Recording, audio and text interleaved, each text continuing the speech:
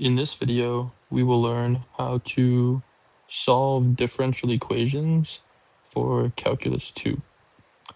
So this is an introductory topic. We will not be doing partial differential equations or anything like that. We're only going to be covering the differential equations you will see in Calculus 2. So let's start with an example problem. Let's start with dy over dx equals 4e to the x minus y. Y. And let's give an initial condition.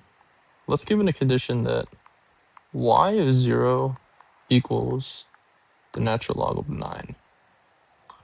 So the first thing that we want to do is look at this exponential term here. We can break that up into 4 e to the x times e to the negative y. So keeping this dy over dx here. Now our goal is to get all of the terms with x on one side and all of our terms with y on the other side. So let's do that. In order to do it, we can get this dx on this side and get this e to the negative y term on this side. So we would have dy over e to the negative y equals 4e to the x times dx. Now we have our y terms and our x terms all separated. The next step is to take the integral of both sides. Notice that this term right here, we can rewrite as a positive exponent by bringing it to the top of our fraction, as so. Now let's integrate. Take the integral of this side and the integral of this side. And we can use our basic Calculus 1 integration rules for exponential functions, that the integral of e to the y is just e to the y, oops, it's a bad e to the y equals, we have this constant 4 that can come out of our integral, and either way it doesn't matter because the e to the x function inside the integral is still going to be e to the x, so you still just have 4e to the x. Now do not forget plus c. So now what we can do is we can apply this initial condition, right? We said that y of 0 equals natural log of 9. Now what does that mean? What it means is just that y of x equals natural log of 9, where x is 0. So let's put that in. So when x is 0, y is the natural log of 9. So e to the natural log of 9 equals 4e to the 0 plus c. Notice that e and natural log, they cancel each other. And we just left with 9 equals 4 to the e to the 0 plus c. E to the 0, anything to the 0 is just 1. 4 times 1 is 4. Equals c. Subtracting 4 on both sides gives c equals 5. Now what we can do is we can bring back this function down and plug it in what we had as c. So we have e to the y equals 4e to the x plus 5. Now the last step is we want to get y by itself. In order to get y by itself, we can take the natural logarithm of both sides, right? That'll cancel the e. So we have y equals the natural log of 4e to the x plus 5. This is your final answer for this differential equation. Let's take another differential equation. Let's make it a little bit more difficult. Let's do y prime of x plus 3y minus or equals negative 15. First thing we can do is we can rewrite y prime of x as just dy over dx. And we can get rid of this 3y, or not get rid of it, but subtract it to both sides. So we're left with negative 15 minus 3y. Now what we need to do is we need to get all the terms with y on one side and all the terms with x on the other side. So in order to do that, we can multiply dx to this side first to get dy equals negative 15 minus 3y times this dx term. Now, inside this function, we have terms of y, right? So we can just divide both sides by negative 15 minus 3y. And we'll be left with dy over negative 15 minus 3y equals dx. Now that we have all the terms of y and x separated on each side of the equation, what we can do now is we can take the integral of both sides. So let's do that. 1 over negative 15 minus 3y times dy equals the integral of dx. Now, the integral of dx, okay? The integral of dx is just going to be 1 because there's an, or not 1, it'll be x. So this thing right here, right? We have this imaginary 1 here times dx. If we take the integral of it, of 1, we know that we get x using our general power rule of integration. So we can write this as just x plus c, right? Now what we can do is separate on our left side. Let's focus on that. So immediately you should be thinking that we can do 1 over u, and we can just let u equal negative 15 minus 3y. So if u equals negative 15 minus 3y, our derivative of u will be, well, negative 15, the derivative of negative 15 is just 0. 0 minus 3y, the derivative of 3y is just 3. So 0 minus 3 is just negative 3 times dy. And we want dy by itself, so we divide both sides by negative 3, and we get negative 1 over 3 du equals dy. Now, once we write that integral, we can bring out this negative 1 over 3 outside of the integral, and we'll be left with 1 over u times du. Now what we can do is we know the integral of 1 over u is just the natural log of the absolute value of u. So we can bring down our constant negative 1 over 3, take the natural log of the absolute value of u, which we said was negative 15 minus 3y, and set that equal to what we have here, right? X plus c. So now what we want to do is we want to separate our y's and x's and get y just on one side and x on the other. Now notice we don't have an initial condition, so we can't actually find the legitimate value of c because this problem doesn't give us any initial set of coordinates for x and y. So what we can do instead is manipulate this equation to get in terms of y and x on each side. We can have y on one side and x on the other side. So negative 1 over 3, let's start here. Okay. If we want to get negative 1 over 3 on the other side, we can multiply by its reciprocal, which would be negative 3.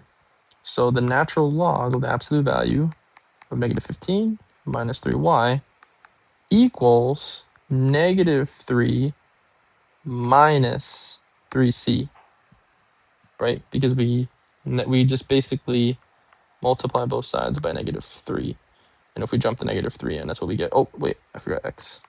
Negative 3x minus 3c. So now what we can do is exponentiate both sides by taking the e of both sides. This e to the natural log will cancel.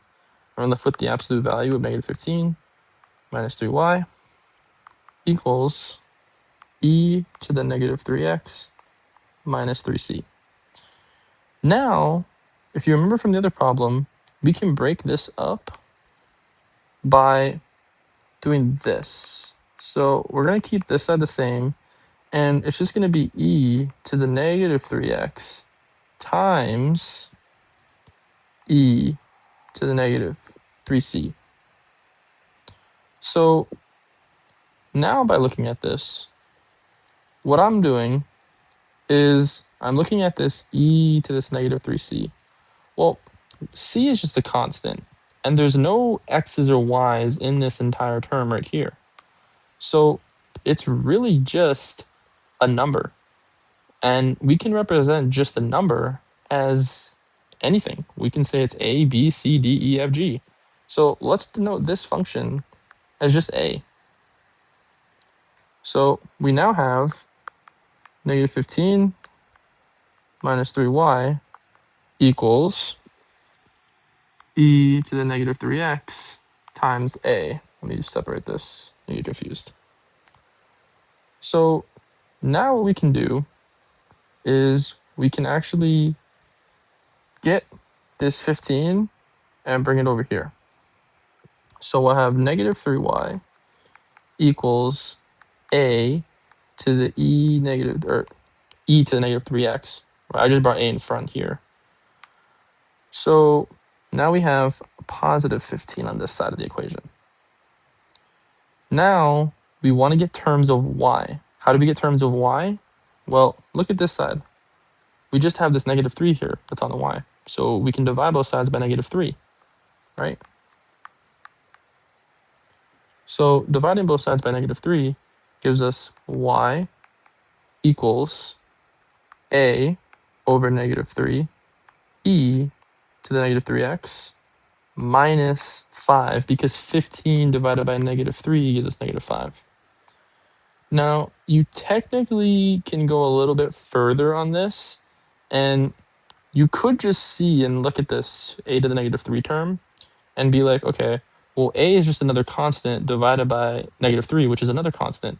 So you could just rewrite this as y equals b to the e, or be to the negative 3x minus 5.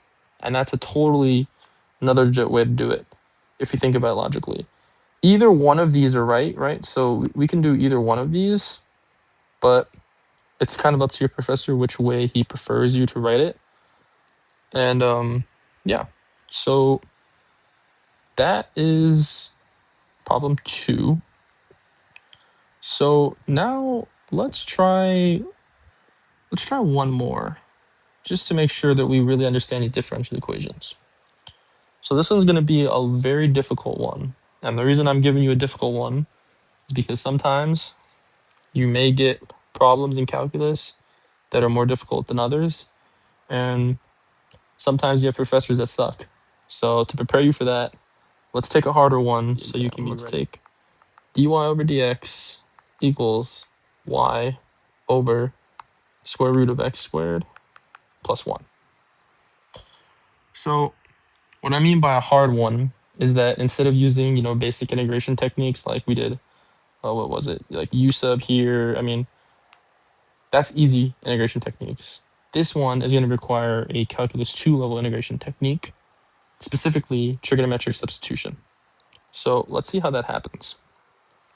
First, look at our terms of y and terms of x. We want y and x on the opposite side, right?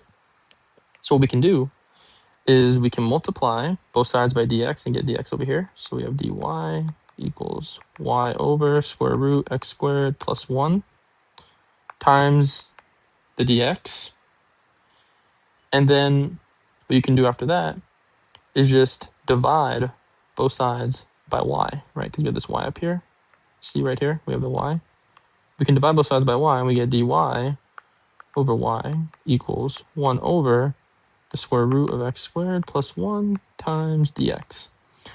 Now we have our terms of x and y all on the same side, or on different sides there, but our y terms are with our y terms and our x terms are with our x terms, right?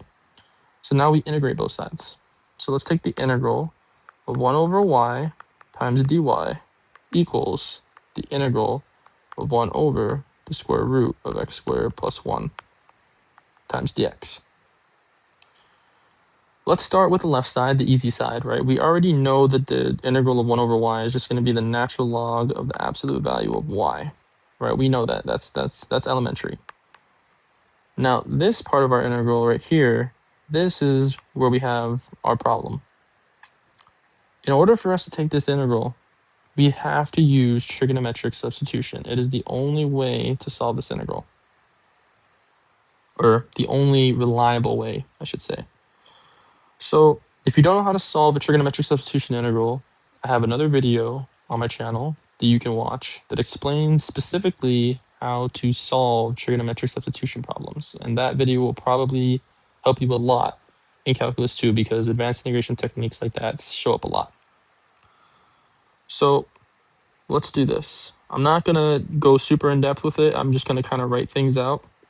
So because this is the square root of x squared plus a squared term, where a squared is just 1, 1 squared is 1, I'm going to let x equal a times tangent theta. Reason it's tangent is because this radical is x squared plus a squared. That's the formula for trig sub for tangent. So a is just 1, so now we just have x equals tan theta. And we want to take the derivative of that, which will give us secant squared theta times d theta. So now what we can do is bring down our radical and substitute what we set x equal to. We set x equal to this tangent theta, right? So tan theta squared is just tangent squared theta, right, plus 1. This should be screaming at you a trigonometric identity. You should be thinking secant squared right now. It's a Pythagorean identity. So we have secant squared theta. Now take the square root. These are just going to cancel, and you're left with secant theta. So what was our integral? It was the integral of 1 times dx. What is dx? It's secant squared times d theta over, we set, what was our radical? X squared plus 1, which we said is secant theta. Secant squared divided by secant theta is just going to become secant theta times d theta. So now what we need to do is we need to integrate the secant term. If you want to integrate secant, the easiest way is to use u substitution by manipulating this integral. In order to do that, we need to take secant theta and multiply it by secant theta plus tan theta to both the numerator and the denominator. Doing this allows us to set up a u substitution. So now we're going to have secant squared theta plus secant theta tan theta on the top, and in the denominator, this is just like secant over 1. So we're going to just have the same on the denominator, secant theta plus tan theta inside our integral. And put d theta there. Now what you're going to want to do is set u equal to secant theta plus tangent theta on the bottom. And the reason why is because you're going to see this is going to come up to be 1 over u. Because when we take the derivative of u, we get, what is the derivative of secant? It's secant theta tan theta, right? What's the derivative of tangent? Secant squared theta times d theta. Now our numerator matches this du term right here. So now we can rewrite our integral as 1 over u times du, because everything matches. Taking that, we get the natural log of the absolute value of u, which was secant theta plus tan theta, right? So now what we need to do is we need to use some right triangle identities. Remember how we set x equal to tangent theta right here? Let's bring that down and use it. We know that there's an imaginary 1 here from a. Dividing both sides by 1 just gives us x over 1 equals tangent theta. What do we know about tangent theta? That this is opposite over adjacent, right? So if we know it's opposite over adjacent, we can now just use Pythagorean theorem to figure out what our hypotenuse is for secant theta. So a squared, we're going to let x squared equal that, plus 1 squared equals c squared. Now all we have to do is just square root both sides. We get the square root of x squared plus 1 equals c, where c is the hypotenuse. Now let's bring down our secant theta. The reason why is because look right here, look at our function. What we're trying to find is secant theta and tan theta. We know what tan theta is, but we need to find what secant theta is. So secant theta is equal to 1 over cosine theta via reciprocal identities. If we know cosine is adjacent over the hypotenuse, if they're reciprocals, then this is going to come up here, and that's going to come down there. So that means secant theta equals hypotenuse over the adjacent angle. which if we know what the hypotenuse is, we know it's x squared plus 1 divided by our adjacent angle, which we said was 1. So now we can rewrite our natural log as the square root of x squared plus 1 divided by 1 plus tangent theta, which we said was x over 1. Now we can do a little simplification here. Because they have the same denominator, we can just combine them. We get x squared plus 1 plus x over 1, just like that. Now, ooh, that's a lot of work. We need to bring this natural log of y, right? This needs to come down, okay? Remember, we still have that. Natural log of y equals the natural log of the square root of x squared plus 1 plus x over 1. So, how are we going to take this portion right here? How are we going to do that? Well, we already found what the integrals are. But now we need to figure out how can we get this to be simplified into its most simple form. So I'll give you a second just to write everything down. I know that was a lot of work. And I want you guys to think about what we can do to this side. What have we been doing this entire time that we've been solving it?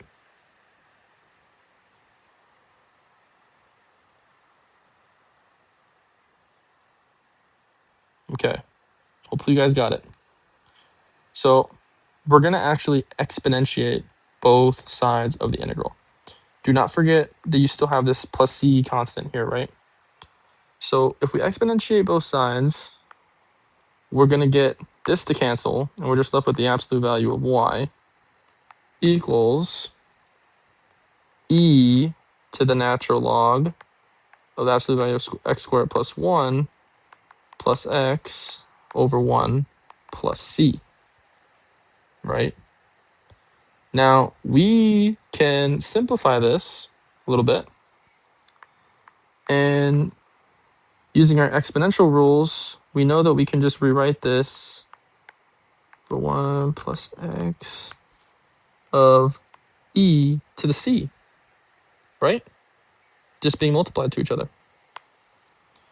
Now, what do we say about e to the c?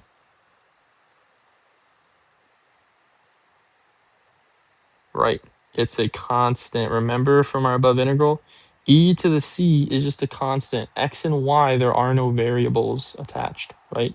So this is just a constant, some random constant, and it's raised to e, right? Or e is raised to that constant. So we can just rewrite e to the c as just a. So let e to the c equal a, which is just a constant. Just simplifying it to make a constant, right? And we now have y equals, well, look at this e to the natural log right here, right? Look at this. We know e to the natural log can cancel each other. So it's gone. Now, what do we know about this absolute value, right? Well, the absolute value of something that's squared, x squared plus 1 plus x, it has to be positive for all real numbers because square rooting x squared gives a positive number every time, and it's plus x. It's all plus plus plus. So you can drop the absolute value bars, and you can bring this a in front, and you just get a, or let's make this a little more convenient here. Say y equals a times parentheses the square root of x squared plus 1 plus x. And if you see this 1 right here, you notice that the 1 in the denominator doesn't even matter because it's in the denominator, it's not in the numerator, so it just equals the same thing. 1 in the denominator won't matter for here. So this is the final answer. Y equals a times the square root of x squared plus 1 plus x. Now, like I said for above, there are some different ways your professor might want you to write this. He might not want you to say e to the c equals a. He might want you to say e to the c equals z or something. It doesn't really matter. It's more about the concept that matters. If you understand that e to the c is just e raised to a constant, right? It's just another constant, a. So that's how you can simplify it. A lot of differential equations is just using basic calculus 1 theories, right? You know, we've seen like u sub, natural logs, exponentials, all those rules. We see that all in here, right? This whole entire thing. The only part that's really calculus 2 is this trigonometric substitution. This is the only thing new you're doing. you're doing the same thing you did in calculus 1. You're just doing it to calculus 2 differential equations. It's pretty much the same thing. So don't get too scared about differential equations. It's really not that bad, not until you get into later differential equations. In calculus 2, 3, 4, those are, they're not that bad, okay? So hopefully you guys understand differential equations intuitively now and understand how to do them and how to express that constant as just any other constant.